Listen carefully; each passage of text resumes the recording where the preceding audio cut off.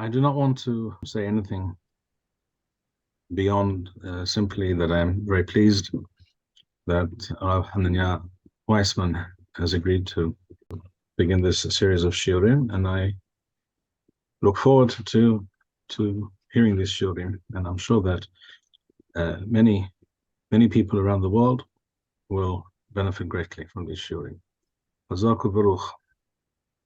Thank you, Rabbi Bar-Hayim, and to the good people at Machon Shilo for giving me the opportunity to give the shiur, to share this Torah. And we'll jump right into it. The series of shiurim that I'm going to be giving is based on a sefer that I wrote called Go Up Like a Wall. It's available on my website, chananiweissman.com, for free download. It's available on Amazon if you live in Chutz La'aretz for pennies. If you're in Israel, I give away hard copies for free. Why do you need to listen to the shiur if you can simply obtain a copy of the sefer and read it?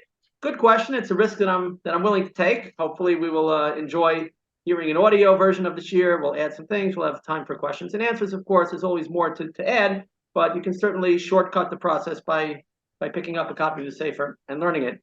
So before I start the actual text, we're going to start with Sefer Ezra.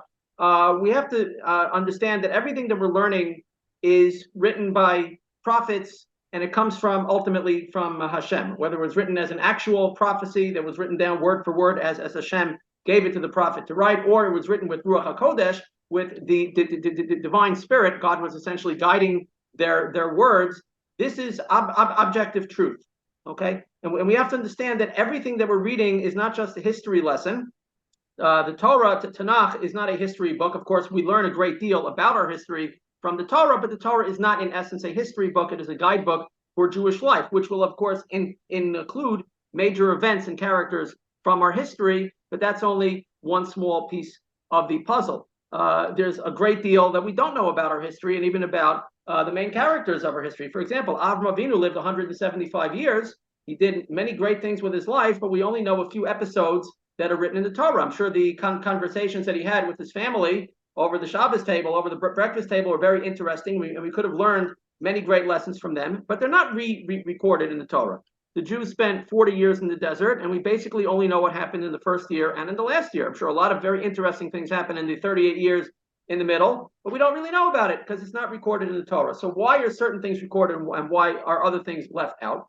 So Chazal give us the answer in Megillah Daf Yud Daled Amud Aleph, that's page 14a in Megillah.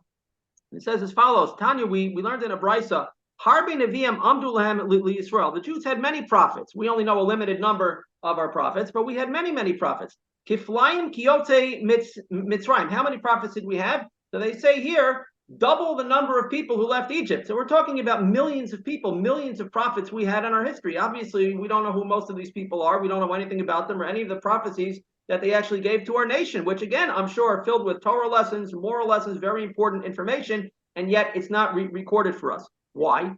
A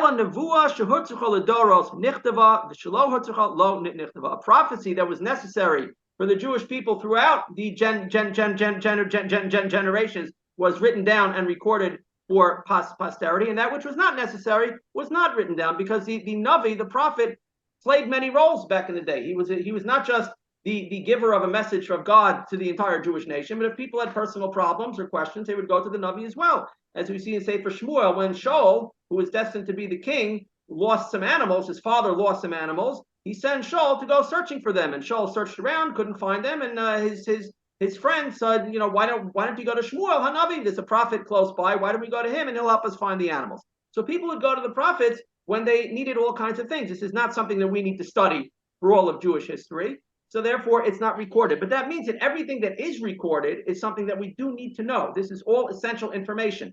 Everything that's in the Torah, Nevi'im, and Suvim is essential information. We might not necessarily know at first glance what essential lessons are being taught to us. When the Torah is giving us names of people that are only mentioned one time and we don't know anything about them, it's hard to figure out what it's trying to teach us. So when it's just giving us lists of things, and sometimes the lists are repetitive, it's hard to figure out what deeper lessons are being taught to us. So that's why we learn Torah. Every time we learn, we try to uncover more of these lessons. But the bottom line is, what we are learning now is not Jewish history per se, but we are learning eternal prophecies, eternal lessons that are relevant to us today. And it was written down specifically because it's something that we need to know today and at all times.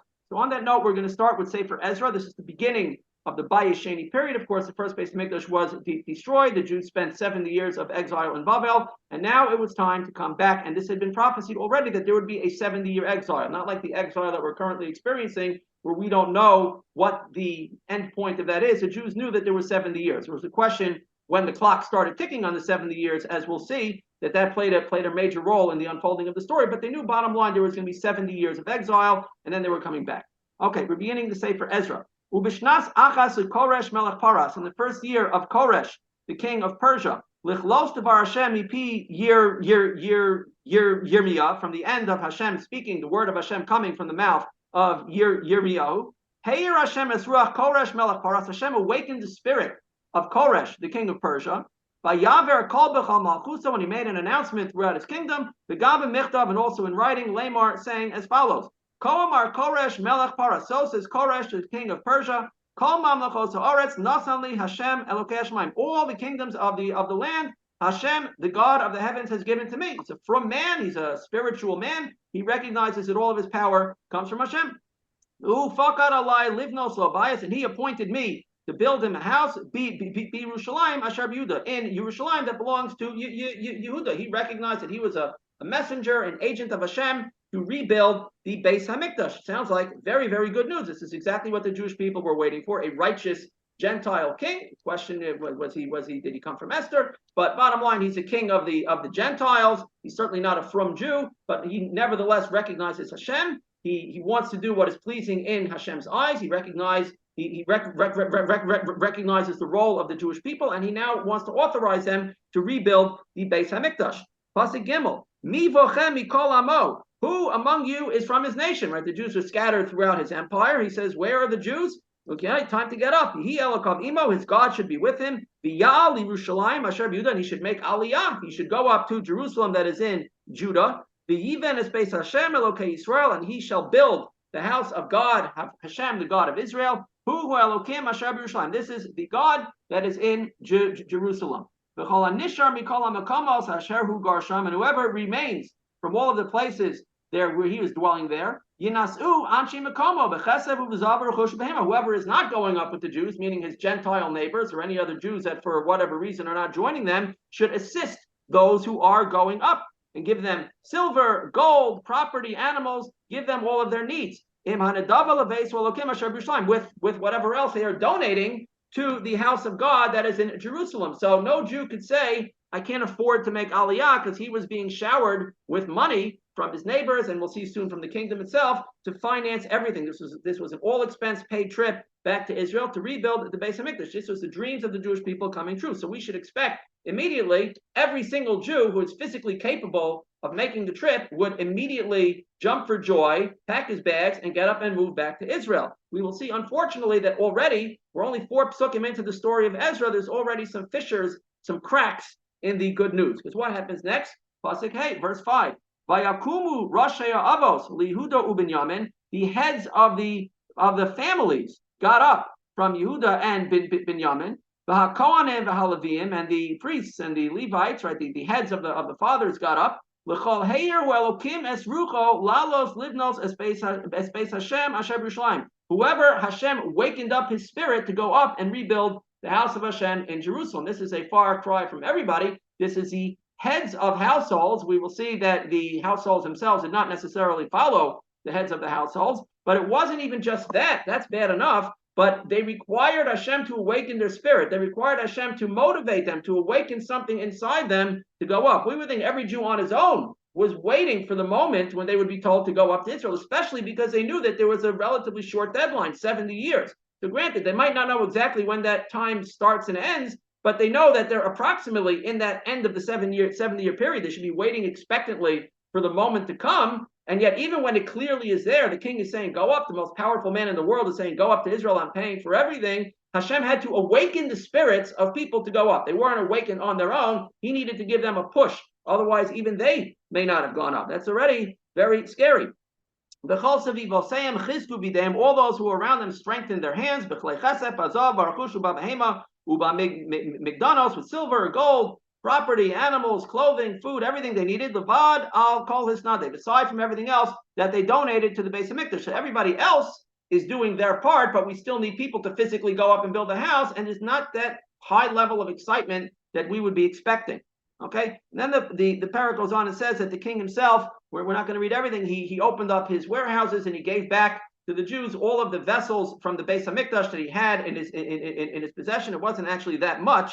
We don't know where all the stuff went, but he had a lot of gold and silver vessels, and he gave it back to the Jews as well. Imagine the Vatican opening up its archives and everything that they have, they give back to the Jews, to Israel, and all the other goyim, wherever our ancient artifacts are found, they open up their archives and they give it all back to us. We would see that as a clear sign of the redemption. We would see it as a clear expression of Hashem's will, that he wants us to seize the opportunity, go up and build the Beis Hamikdash. But unfortunately, we see already 4 or 5 psukim in that most of the Jewish people did not seize the opportunity. They were not that excited about it. And the next parak illustrates this in even starker terms. We're going to skip ahead to parak Beis. We'll just read a little bit of it, because again, it's just a list of names for the most part. These are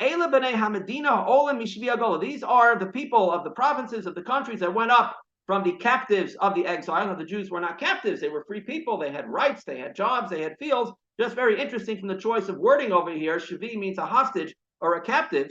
Asher Hegla Nebuchadnezzar Melech Babel, that Nebuchadnezzar, the king of Babylonia, had exiled to Babel. So granted, 70 years ago they were captives, but now they had been emancipated. Maybe they couldn't necessarily do everything that they wanted. They were subjects of a kingdom, but they were basically free people, no less free than we are today, I would imagine. And yet they're still called captives of the exile. I think maybe this is a little bit of a perspective. I didn't write this in the Sefer, so here you go, a little bonus for listening to the Shir, that every Jew in exile, you may live in the finest country in the world, truly a Malchus Shel Chesed, a country that is favorable to the Jews and favorable to all people with full human rights, etc. You're still a captive. The Jew belongs in Israel. As long as a Jew is living in a foreign land, he is living in exile. Hopefully the exile is a sweet and comfortable and pleasant exile, where he's the opportunity to live freely as a Jew and keep the Torah in the best possible way, but nevertheless, he's not where he really needs to be. He needs to be in Israel. He needs to be always focused, eventually, hopefully soon, on coming back to Israel. And these are the people who returned to Yerushalayim and Yehuda, each man to his city. Asher bo im Zerubbabel, Yeshua, Nehemiah, Sraya, Ra'eloi. Now it starts naming the leaders of the Jews who returned. Zerubbabel, who's a very prominent figure, we'll see much more about him soon. He was the grandson of one of the kings of the first Beis Hamikdash, and we'll see that he had the potential to be much more than that. He ultimately became the mayor, the governor of the Jews who had returned, but he had the potential to be much more than that, had things worked out favorably. Yeshua was the Kohen Gadol, as we'll see. Nehemiah, Sraya, Re'elaya, Mordechai, Bilshan, Mispar, Bigvai, Rechum, Ba'ana, Mispar, Anshe, Am Yisrael. These are various names of other people. Mordechai should be recognized by everybody. This is, in fact, as I'll say, the very same Mordechai from the story of Purim. So we don't know necessarily exactly where the story of Purim fits in history in terms of the second Beis Hamikdash period, but Mordechai was alive when they were going back, that first wave of Aliyah. In fact, I wrote an article, I can put a link to it, demonstrating that proving that Mordechai made Aliyah 3 times in his life. He lived through the first exiles. The first exiles from the first temple period, he was exiled twice, because the exile happened in different waves. And each time he was exiled, he came back. And it wasn't easy to go back then. It wasn't simply getting on a plane and flying back and you're there in a few hours.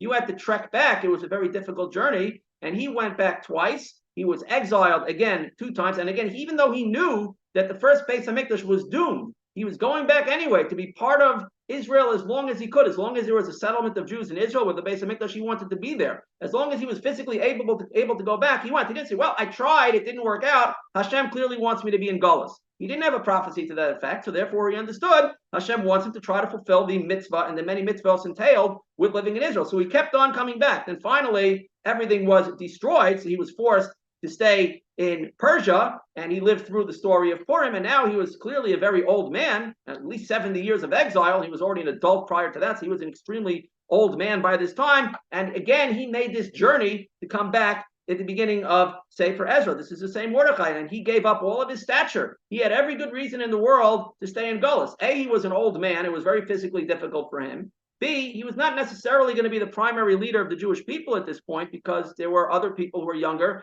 and were going to be taking the Jews into their future. Okay. Third of all, although he did live a long life, we know he was part of the Anshe Knesset Haggadah, but he didn't know how long he could have possibly expected to live. He knew that ultimately the real leaders long term were going to be other people, and he was firmly in place as a leader of the Jewish people in Gullus. How many rabbis living in the exile today say, "I'd love to make Aliyah, but I can't because I'm the Rav of a shul. I'm teaching Torah to people in Gullus. What would they do without me?" Mordechai had that excuse better than anybody else. He was the Gadol Hadar in Gullus, and not only that, he was a very high-ranking official in the government. He was a very important person on many different levels, and yet at the first opportunity, Koresh said, "I'm authorizing Jews to go back." He dropped everything and left right back to Israel, even as a very senior citizen. So this is a very important message to everybody, that the excuses that you have pale in comparison to the excuses that Mordechai had, and nevertheless, he went back to Israel several times.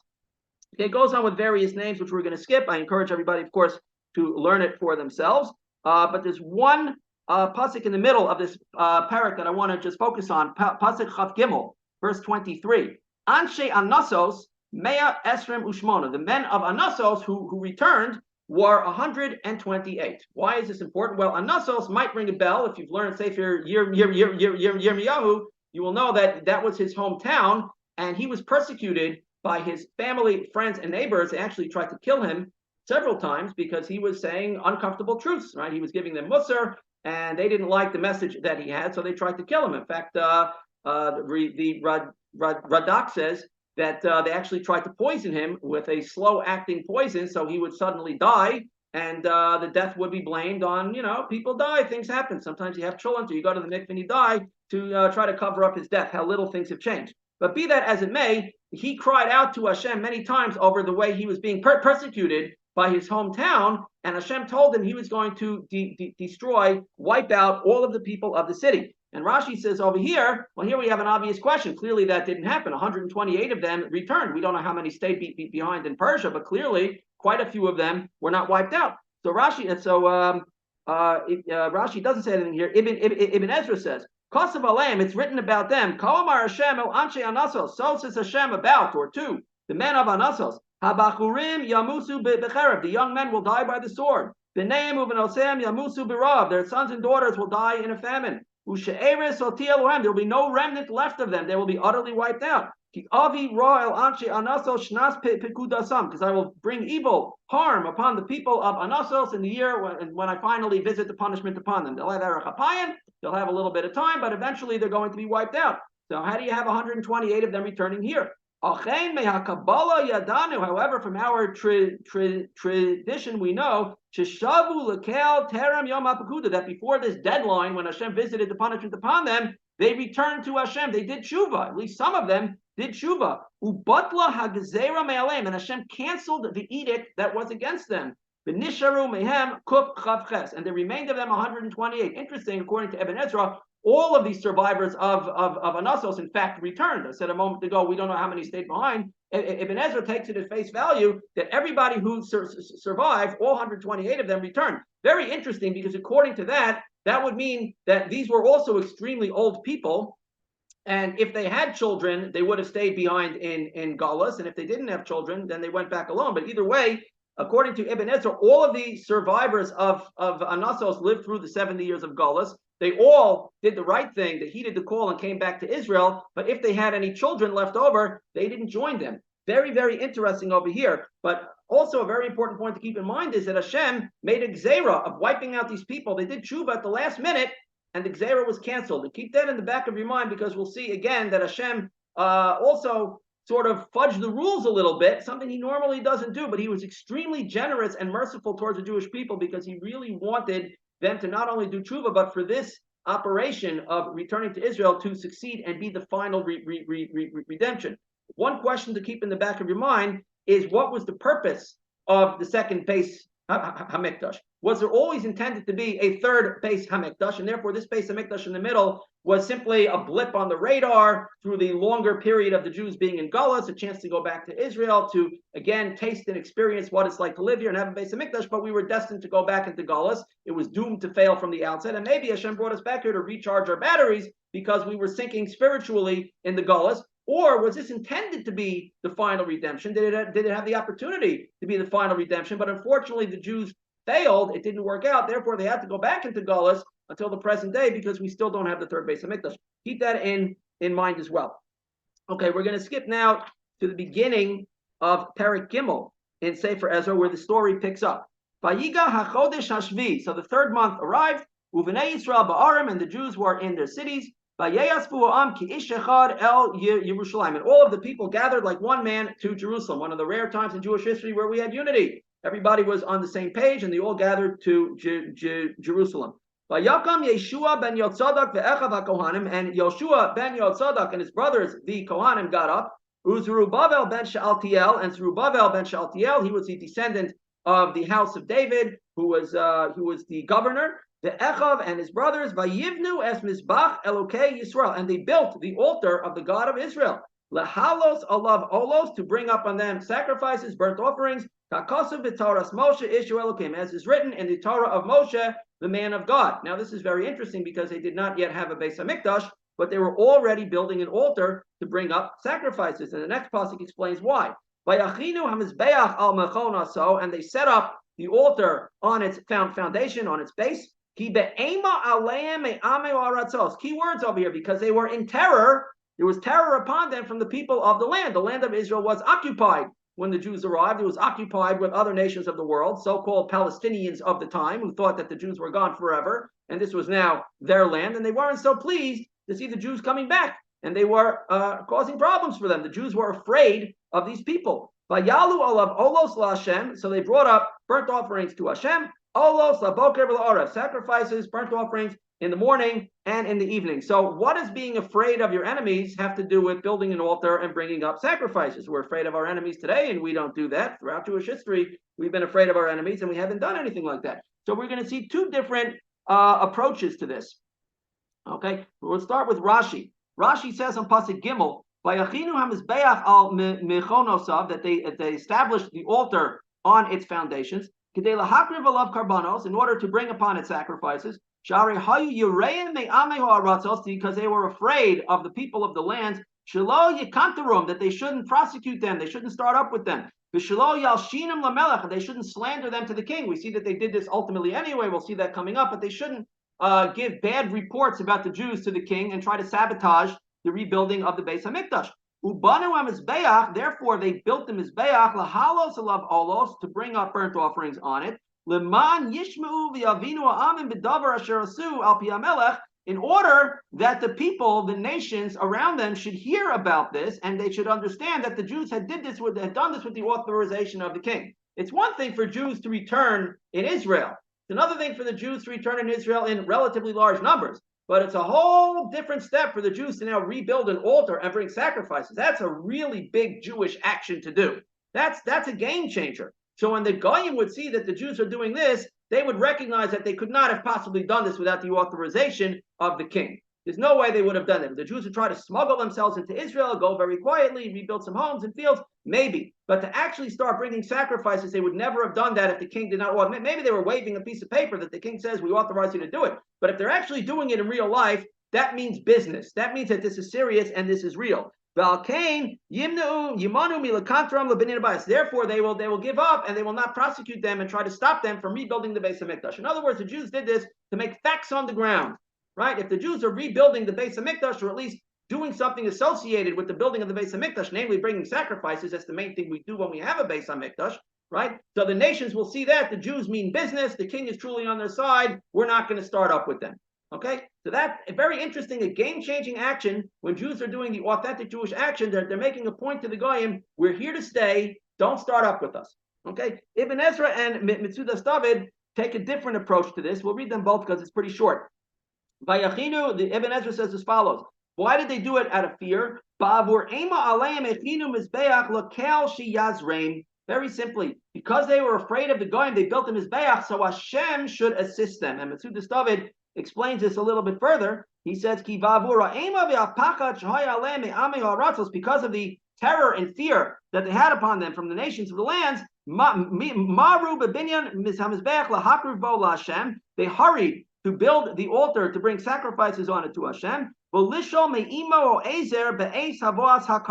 to ask Hashem to assist them at the time they were bringing the karbanos. In other words, it's a great mitzvah to bring karbanos. It's a great merit to bring karbanos. It's a particularly opportune time to daven to Hashem So the Jews needed the spiritual merit of having the Mizbeach. That's why they built it. It wasn't so much to make facts on the ground, but to get Hashem more on their side. Okay, again, now think to today. We don't have a Beis Hamikdash. What's stopping us from building a Mizbeach? Well, obviously the government of Israel doesn't want us to do it, and they have all of the guns. But theoretically, if that wasn't an issue, if they were amenable to it, if we could vote in people theoretically who would be amenable to it, would we want such a thing? The rabbis would yell and scream, "You can't do it. We haven't had a Mizbeach for 2,000 years. It's complicated. We don't know the halachos." Granted, we can sit and learn the halachos. I don't know all the halachos that you need to know, but we can learn. We have Torah. We do have people who do know them. We can learn the halachos and we can do it properly. That's never stopped us. But in principle, do we want to bring a Mizbeach, or will we make excuses to say, well, we can't do it. We're waiting for Mashiach. We're waiting for some sign from heaven. The sign from heaven was that the king of Persia allowed the Jews to go back. The first opportunity they had to build the Mizbeach, they did so. Whether they did so to make facts on the ground, okay, so that immediately obviates any questions of Jewish law. I mean, here they weren't even doing it for the mitzvah itself per se. According to Rashi, they were doing it to bolster their foothold in Israel. That was enough of a reason for them to build the altar and bring sacrifices, or alternatively, both reasons I'm sure are true, to get Hashem more on their side, to get the merits of having an altar, bringing up the sacrifices. Ralbag says over here that we learn from here, he gets this from the Talmud as well, we learn from here that you can build a Mizbeach and bring sacrifices even in absence of a Beis Hamikdash. We may not be ready to build the Beis Hamikdash. It might not be the time. We'll see the Jews tried very earnestly to rebuild the Beis Hamikdash, and they were stymied for a period of time, but they brought the sacrifices, which shows that you are allowed to bring sacrifices even in absence of a Beis Hamikdash. So I'm not advocating for people to run up there and try to build a Mizbeach right now. If you don't know what you're doing and you don't have the proper authorization, it may cause more harm than good. But as a society, as a nation, we need to be aspiring for that, to stop making excuses. It needs to be on our radar. We've been in Israel now for a long time already. Why are not we thinking more towards building the Mizbeach? Both, again, to establish a stronger foothold, to make it clear to everybody that Har HaBayis is ours. It doesn't belong to anybody else. We're not sharing with anybody else. And if they don't want us to be here, that's their problem. We're going to be here anyway. If they want to fight about it, that's worth fighting for. It's ours. To make a strong statement that we are here to stay and we mean business, but also to get the merits. It's very nice that we dive into Hashem. Very nice you can daven to Hashem from the Kotel or even from Har HaBayis. A little bit careful. You can't daven fully over there because they don't want you davening there, but you can daven a little bit on Har HaBayis, and it surely has a great merit, but there's more that we can do so our tefillos will be answered. Namely, if we had a Mizbeach and we're bringing the sacrifices, as Ibn Ezra and Mitzudas David explained, our tefillos would be answered more. So if we truly want it, Hashem will give it to us. We have to want it. How we get from step A to step B, we get there, I don't know. But if we want it badly enough, and we aspire to it, and we take the steps that we can step to reach that point, Hashem will surely assist us because this is the right thing to do. We see this over here. Okay, let's do a little bit more. We'll go through the rest of chapter 3, Perek Gimel. Vayasu es Chag HaSukkos kakosov v'olas yom b'yom b'misbar, and they celebrated the holiday of Sukkos as is written in the Torah. They brought up the sacrifices every day according to the numbers. K'mishpat var yom b'yom, as it's outlined in the Torah, the different numbers of sacrifices that they bring every day. And after that, they brought the Olas Tamid, the constant sacrifice that we bring every day, and the monthly sacrifices, and all the holy holidays of Hashem that all have their particular sacrifices, and anybody who donated on their own personal sacrifices. Okay, it goes on and says how they started getting everything set up.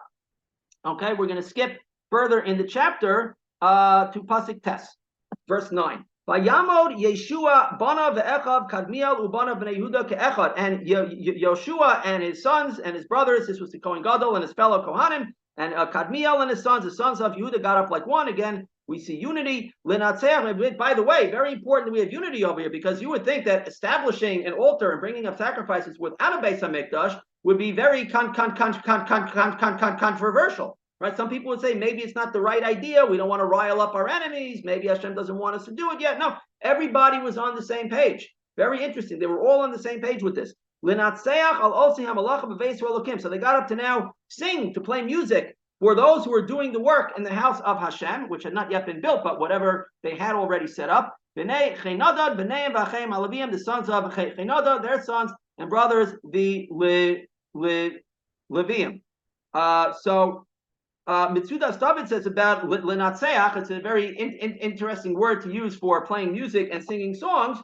Okay, it is used in Sefer Tehillim, or a variation of that word, but it's not the first word you would think of. You would think of Shir or Hallel. Okay, this is an interesting word. Netzach means something permanent, a victory in war. That's normally when we see that type of word. So Matsuda Stava jumps on this and he says, why is this word used over here? He says as follows: Lingos aleim, to be like taskmasters over the people doing the work. That they shouldn't slack off on the job. They're building the Beis Hamikdash. They're starting to rebuild the Beis Hamikdash, and they want to build it quickly. First of all, again, because you got to get the facts on the ground, and B, because it's a very important mitzvah. So they shouldn't be scared and they shouldn't be lazy. They were singing songs both to motivate them and encourage them with good Jewish music, but also they're constantly singing the songs. They're also keeping a watchful eye on them to make sure they are doing the work. Okay, next. Pasuk Yud, v'yisdu habonim as heichal Hashem, and the builders established the heichal of Hashem, the sanctuary of Hashem. Vayamidu hakohanim melubashim b'chatzotzros, and they set up the kohanim dressed in their garments with the trumpets. V'aleviim b'nei Asaf b'mitziltayim, and the Leviim, the children of Asaf, with their cymbals, other types of musical instruments. Lahalel as Hashem, to sing songs of praise to Hashem, al yedei David melech Yisrael, through the songs of David, the king of Israel. So we would think, again, this is a very high point in the story. The Jews are in unity. They're all on the same page. They're rebuilding the Beis Hamikdash. They've already rebuilt the Mizbeach. They've gone through some holidays already. Lots of good things are happening, and now they're singing Hallel. So we would think, again, that this is a very glorious moment. And we'll see shortly that it was not quite so glorious. Vayanu b'Hallel u'b'hodos la'Hashem ki tov ki li'am chasdo al Yisrael. And they spoke up in songs of praise and gratitude to Hashem, for He is good, and His kindness is forever over Israel. All the people gave out a great shout of joy and praise of Hashem, al husad Beis Hashem, for the fact that the foundation of the Beis Hamikdash had now been built. The Rabbim me'akohanim v'alvim v'rashi avos v'hazikenim asher ro etzabayis harishon, and many of the Kohanim, Leviim, heads of the fathers, right, the heads of the families, the elders who saw the first Beis Hamikdash. We saw already the people of Anathoth, 128 people right there that were elderly. Mordechai, elderly. Surely many others of these people had somehow lived through 70 years of exile and made the arduous journey back to Israel. So now they saw the rebuilding of the second Beis Hamikdash. Okay, they saw this. Biyasto zehabayis, habayis harishon biyasto. They saw the first Beis Hamikdash when it was standing. Zehabayis beineim. So now they saw this house with their eyes. Bochim bekol gadol. They were crying with a great voice, a loud voice. These were not tears of joy. These were tears of mourning. They saw the rebuilding of the Beis Hamikdash, and they were crying. They were mourning. And many people were shouting with joy, raising their voices in joy. A very strange scene. Try to imagine this. You had the multitudes of the Jewish people, thousands of people standing there while the workers are rebuilding the foundation of the Beis Hamikdash. The old people are standing and crying with a loud voice. Everybody else is celebrating and singing Hallel at the same time. They can't make up their minds. Is this the greatest moment of their lives or the saddest moment of their lives? I mean, only a Jew, right? The Jews can't figure out, we're rebuilding the Beis Hamikdash. Is this a time to mourn or a time to celebrate? Well, first of all, we have to understand, why were any people mourning? Why wouldn't it have been a time to celebrate? So Chazal explained to us, because they were able to tell from the way it was being rebuilt that the second Beis Hamikdash was going to be much smaller than the first Beis Hamikdash. And they were mourning that. They said, I remember a real Beis Hamikdash. You think this is a Beis Hamikdash? This is nothing. I saw a real Beis Hamikdash. And they came back again. They lived through the exile. They made the arduous journey. They were expecting this to be the real thing. They were expecting this to be the big one, the final redemption of the Jewish people. They said, if this pales in comparison to the first Beis Hamikdash, it can't be the real thing. So their hearts were ripped out of them when they saw this. The young people never saw the first Beis Hamikdash. They heard stories about it. They don't know. This is their glorious moment. They came back. They're building the Beis Hamikdash. As far as they're concerned, this is it. This is the most glorious moment of their lives. So the old people were crying, and the young people were singing Hallel, seeing the very same thing. And here's the most incredible pasuk to conclude chapter 3 of Ezra. The people could not differentiate the sound, the voice of the shouts of joy because of the voice of the cries of the people. Because the people were shouting with a great shout, and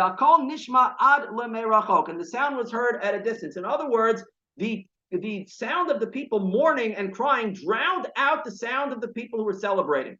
There were more people mourning than celebrating. and they were making greater noise. I assume old people can't make as much noise as young people. The young people with the musical instruments and the singing and dancing are probably going to make more noise anyways. You need a lot more old people to drown out the young people that were celebrating with everything that they had. And you couldn't even, if you were standing at a distance, you couldn't hear the sounds of the hallel and the joy. You would hear only the sounds of the mourning. This indicates that the people who returned to Israel were more numerous. More of them were elderly people than young people. More of them were people who had lived through the Gullus and had seen the first Beis Hamikdash. And where were all the Jews? Where were all the young people? They stayed behind. And we'll see something even more fascinating about this in a later shiur. I just want to do a little bit more for today. We'll do the beginning of chapter 4 in Ezra, and then we're going to finish with the Sefer. And of course, I encourage everybody to study the rest on their own, but we're going to switch gears into different books of Navi after this. This is just giving us the background of what we're really going to get into. But Yishmu, Tzare Yehuda u Binyamin, the enemies who caused trouble for Yehuda and Binyamin heard Ki v'nei hagola bonim heichal Hashem Elokei Yisrael, that the sons of the exiles were rebuilding the heichal for Hashem, the God of Israel. They weren't so happy about this. But Yigshu el Zerubbabel, and they approached Zerubbabel, the El Rashi Avos, and to the heads of the fathers. But Yamrulem, they said to them, Nivne imachem, let us build with you. Very interesting tactic. They didn't come with guns and swords and try to cut down the Jews that are rebuilding. He said, let us join you. We think it's wonderful that you're rebuilding the Beis Hamikdash. We would like to participate. We would like to join you. Right? This is one of the tactics that our enemies have. Again, they saw that it was authorized by the king. They couldn't just necessarily raise armies and try to kill the Jews. The king of Persia wouldn't be very happy about that. They were trying to infiltrate and be enemies and sabotage the project from within. Things have not changed. This has always been a primary tactic of stopping the progress of the Jewish people. So they said to them, let us build with you. And we also, like you, want to seek out your God. Interesting, they didn't say our God, they said your God, but they said we also want to serve the God of Israel. Let us help you build. And haven't we been offering sacrifices to him? From the